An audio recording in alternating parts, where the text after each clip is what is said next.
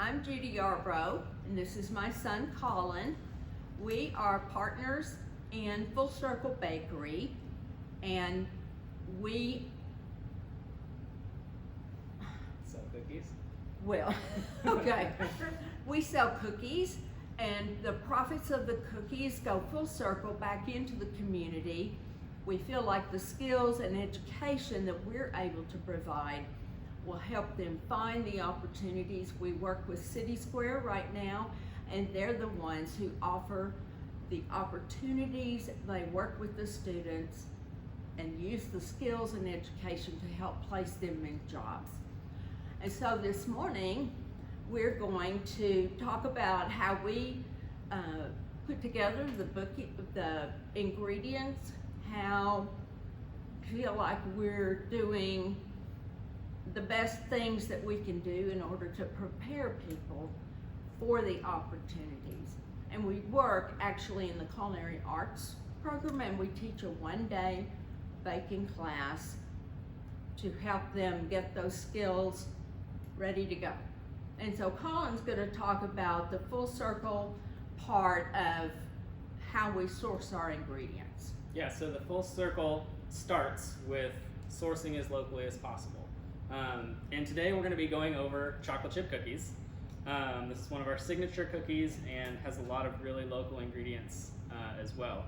So we source our sugar, our flour, our salt, our chocolate, our eggs, and our butter all come from the state of Texas.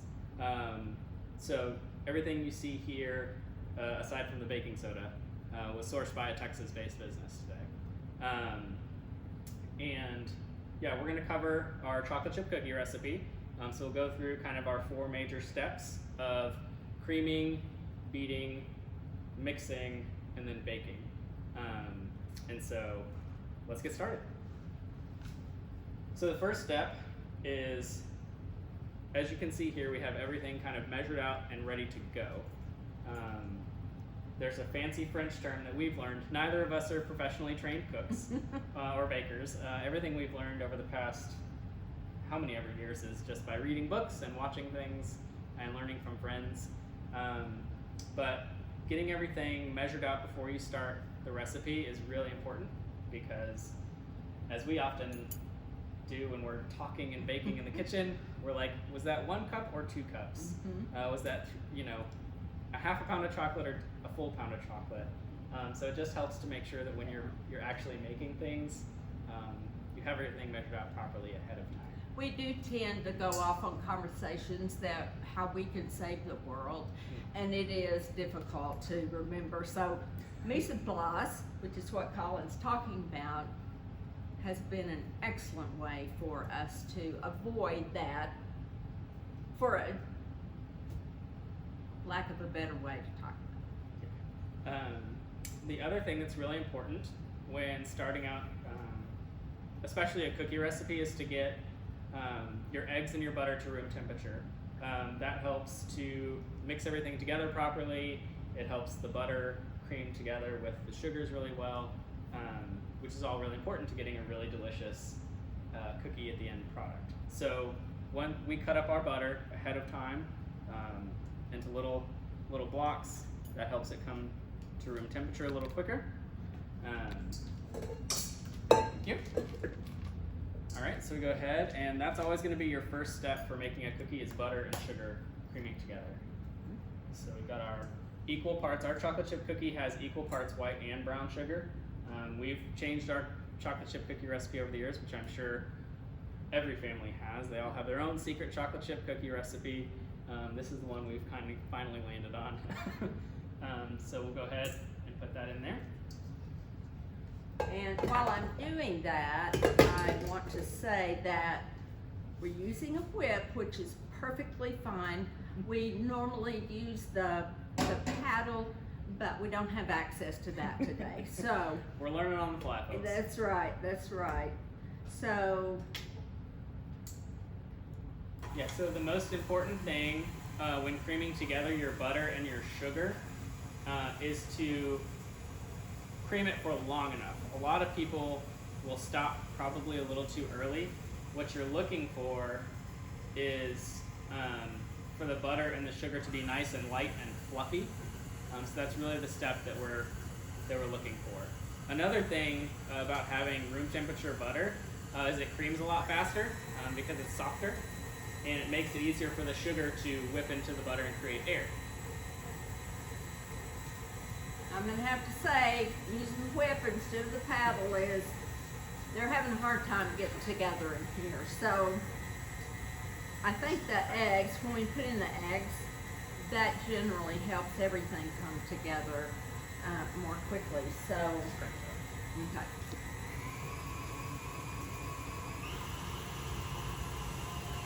You have to be careful when you put in all of the ingredients, because if you get to going too fast, too quickly, I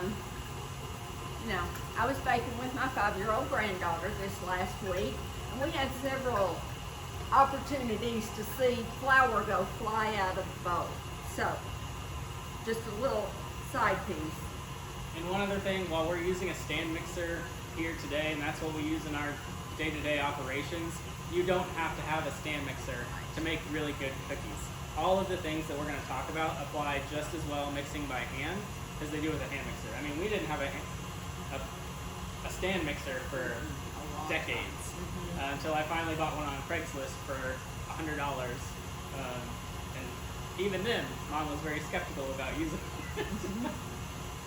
I learned to make cookies like this, and so there have been a couple of things I've been skeptical about, and we'll talk about some of the others in a minute.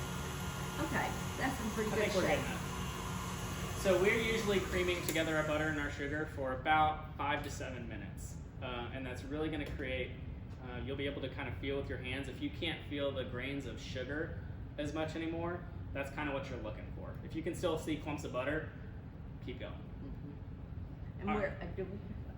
Oh, spatula? We do not.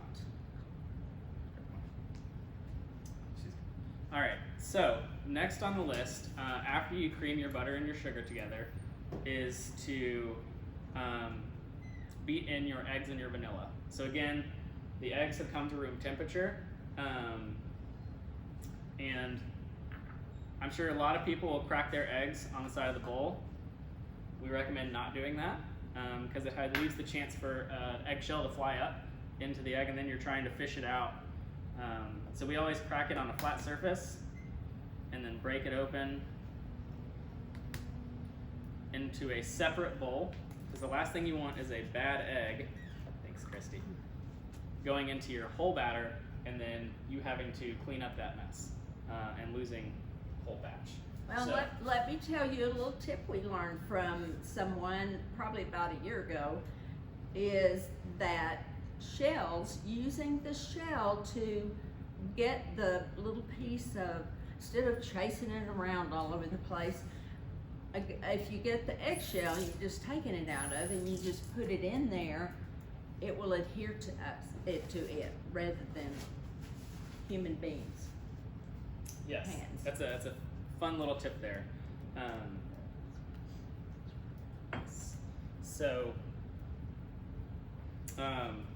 What we go ahead and do is we take our vanilla, which we source locally from Dallas, a company called Pendry's. They do all of our spices and vanilla. We go ahead, we put the vanilla in with the egg. And so we've got a ½ tablespoon of vanilla here going into our recipe here. And we'll go ahead and add that in here. And so you'll notice Judy's scraping down the bowl. We scrape down the bowl between every single step. Sometimes at least one time in the middle of a step as well. That leaves little things from getting left out of the mixing process, so you don't end up with unmixed things towards the end of your.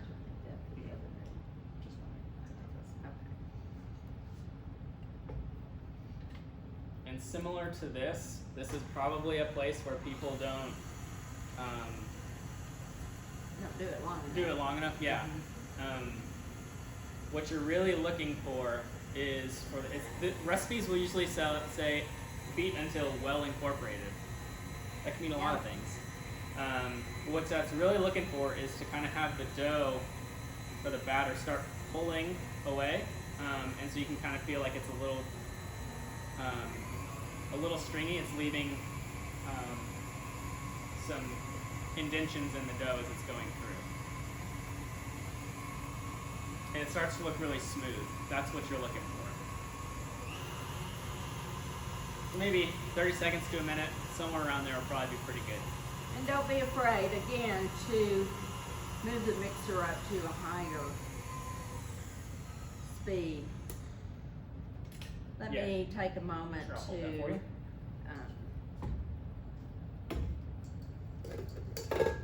Show you how it looks when you've beaten in the egg really well. Then, oh, whoops. Okay, that little piece of dough will have to go away.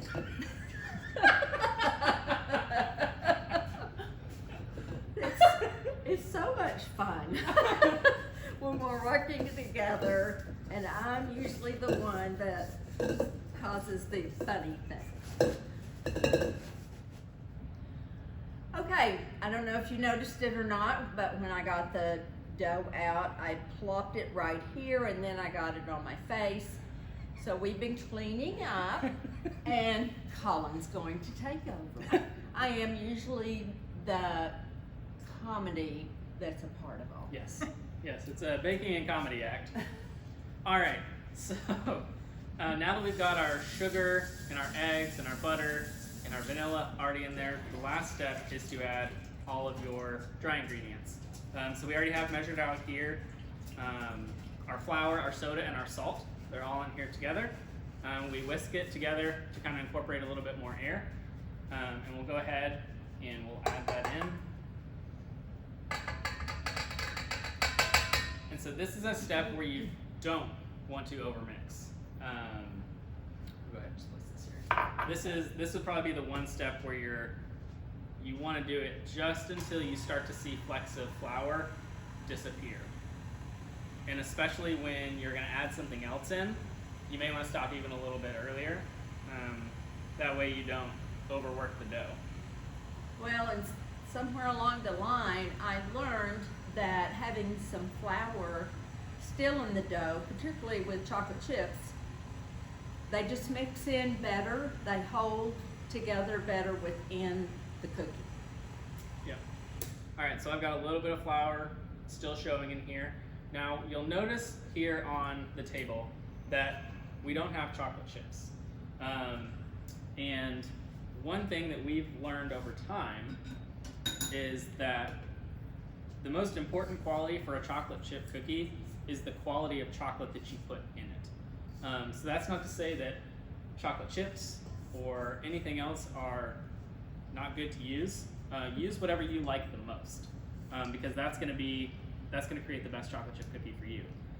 We use a mixture of half milk chocolate, half dark chocolate, and we source that from 5 Mile Chocolate, which is located in Oak Cliff, and they do bean to bar chocolate direct trade. So if we're using chocolate chips, we'll still go ahead and we'll chop those up and put those into a cookie. But kind of what we do is you cut at an angle, and if you have a serrated knife, that works great. If not, it's just fine. And so we kind of cut at an angle on the block, or cut however the best you can, and then kind of cross back over it until you get kind of a nice variation of chunks of chocolate. So we've got some smaller ones, some bigger ones, and as you mix it in, all these little pieces of dust will mix into the dough, and they'll kind of create a nice, rich, dark color. And it really makes the cookies really pretty because you've got these pools of molten chocolate and a difference of flavors, which is what we love so much. Okay, so we'll go ahead and we'll add this in, and yeah, we just hand me the bowl. Yeah. There you go. All right, we'll go ahead, get this in here.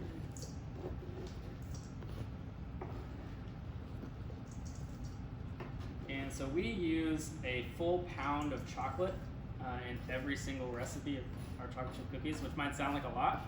It probably is. But it's also the thing that makes our cookies so delicious. All right, there we go. Got most of that in there. So as you can see, we still got a little bit, you can still see bits of flour around the bowl there.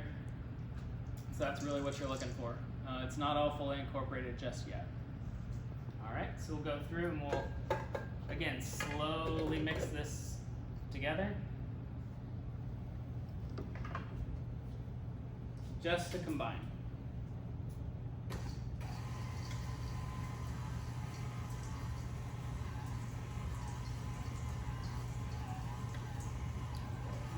I think that's good. Okay. There's still some down there. All right, we'll go ahead. Get that off of there. Okay. Now, at this point, your dough is fully formed, and there are two things you can do at this point. What we usually do is we will put this in the refrigerator and chill it overnight. They call that ripening the dough, which sounds like a weird term. But what it does is it helps to develop the flavors of the cookie better, and it just creates, it's just another extra thing you can do to make your cookies really stand out. But if you're in a bind, they work just fine, and you can just bake the dough straight out. All right, so now that we've got our dough fully put together, you can kind of see there's little bits of chocolate spread all throughout there, a little bit of variation. So that's kind of what you're looking for. So like I said, at this point you can either cover it with some plastic wrap and put it in an airtight container and leave it in the fridge overnight. That's what we usually do. Just let the dough sit out for a little bit so that you've got enough, you can actually dish it out into cookies. Well, and my personal preference is to go ahead and dish it, put it on here in the form of a cookie, and cover it with plastic wrap, and then put it in the refrigerator. We are lucky enough to have some plastic tops that go over it and really help protect it. So that's just another word. And Judy brought up a good point, using a disher. This is something that we started using a few years ago when we were kind of transitioning from being a home-based bakery to trying to be pretend like we're professionals kind of a deal. And one of the big tricks of the trade is using a disher. Now you don't have to have one of these with a food service kind of handle like this. You can get them at Bed Bath & Beyond. We get our stuff at A Smart Restaurant Supply here in Dallas, local business. But the most important thing is it creates the same size cookie every single time, which is what you're looking for. And I also want to say something to the left-handed people of the world, is that holding this little bit thing down, just, well, and maybe it's just me, it doesn't work well. I like the other kind of, Yeah. So what we do is we'll take the disher and we'll pull it into the dough and then scrape up the side of the bowl so that it's nice and full, so you can kind of see it's flat right there. And we use, for those of you who are interested, we use a size 40. So if you're out there looking for a disher, we use a size 40. That'll make about a normal standard size 2.5, 3 inch cookie. And it's called, if you're looking for one like at a Bed Bath & Beyond or at the A Smart, it's the medium size. There's a smaller size that's a 60. Actually, the higher the number, the smaller the cookie. Yes. So when we're gonna refrigerate something overnight, we'll usually just place them on a sheet pan like this and kind of spread them out over that and place them in plastic wrap. But if you're gonna pull them out, get them ready to bake, and we usually get them out as the oven is preheating. That lets them kind of come to temperature a little bit, and we place them evenly across the baking sheet like so. And we usually do 12 to a normal size cookie sheet, and we usually do 2 pans in the oven, which took a lot of getting used to. We were very nervous about that. But if you're in a bind, it helps you get through it a lot quicker. We use a convection oven. That's a good time to put that in there.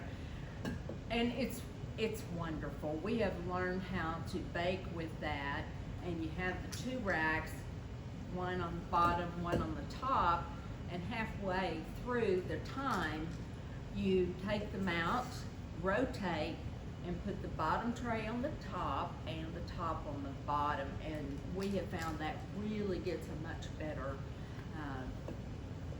coloring and look of the cookie.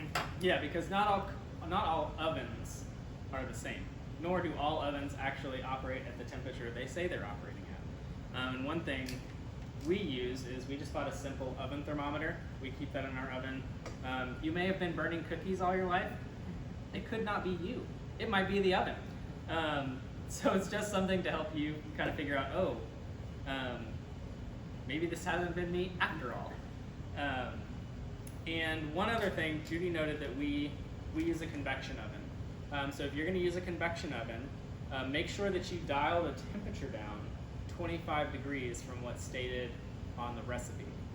So if you're baking a cookie at 350, you're going to want to turn that down to 325 like you will for this cookie right here.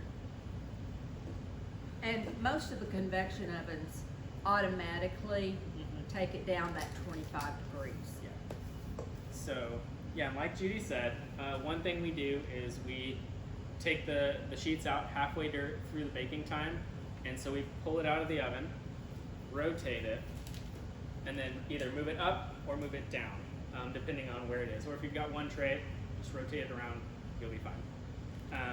And usually what we're looking for when they're getting close to the end of the time is we're looking to make sure that the cookies have just a little bit of brown on the edges and that there's no shine on the top of the cookie.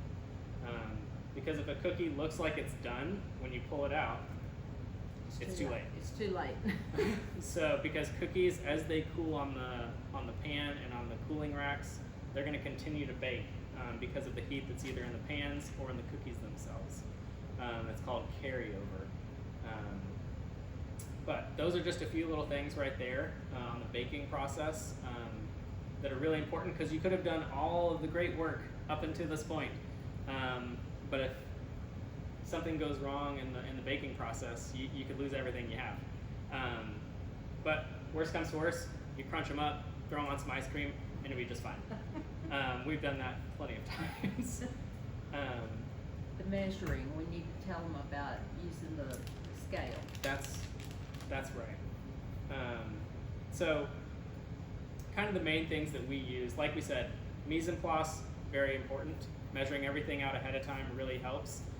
When you're measuring your ingredients, if we use a scale, that allows us to be exactly the same every single time. If you don't want to use a scale, make sure you're not shaking your measuring cups in your hands. Yeah, I see you out there, you people doing that. Scoop into the measuring cup and then level off with the back of a knife. It's called scoop and level. It's very intuitive. Make sure you're creaming your butter and your sugar long enough, beating the eggs long enough so that the dough is nice and smooth. Don't overmix your flour, and then slowly add in any mix-ins. Dish out your cookies as evenly as possible. Distribute them evenly on a pan, and make sure they're just lightly browned as they're baking. And if you kind of with follow this chocolate chip cookie, it's crispy on the outside and soft in the middle, and you have to keep yourself from just, I think I'll make sure they're still crispy on the sides. Yeah, and that's a good thing to note.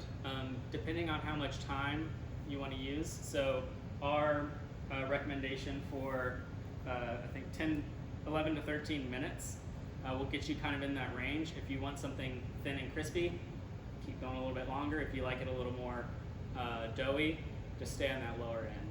So you can really kind of create the cookie however you want. So that's all we've got today. Thank you for joining us. That's right. We It's really been appreciate it. fun. Yeah, it's a little weird not having people in front of us today, but we've got all y'all behind a screen somewhere. And thank y'all for supporting the Arboretum, and come see us sometime.